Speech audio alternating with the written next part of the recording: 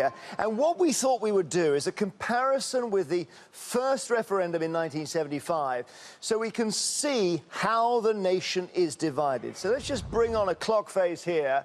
And this is, I guess, as close as we get to a swingometer in a referendum night. This is England in 75, and you can see the blue there is Leave, and England was 31.5% Leave in 1975. Now, this is so dramatic. Watch this as we feed in the results from the last 24 hours. Look at that. Over the 50%, nearly 55%.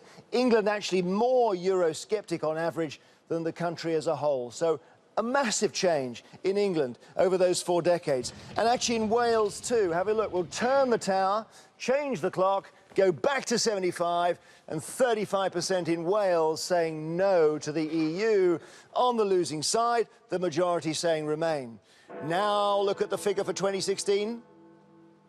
Here it comes, and again it's over 50%, so Wales much more Eurosceptic than it was in 1975. So England and Wales very similar. But now the story changes. If you look at Northern Ireland in 1975, you see quite a high level of Eurosceptic voting in that referendum. Very conservative part of the country back then, nearly 50% against. They've actually become more inclined towards the EU in the last 4 decades. And the Leave voters dropped there to below 45%, so remain then on the increase in Northern Ireland, we learn in the last 24 hours.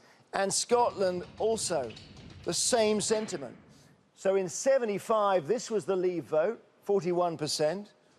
In 2016, it drops back, and you have this extraordinary situation where, as one Scottish politician was saying earlier, you're told to stay in the UK to remain in the EU. You stay in the UK, it has the reverse effect, with parts of England effectively pulling Scotland out of the EU. So it's very dramatic, isn't it? Northern Ireland and Scotland becoming more enthusiastic about the European Union. Wales and England, over the last 40 years, dramatically more sceptical.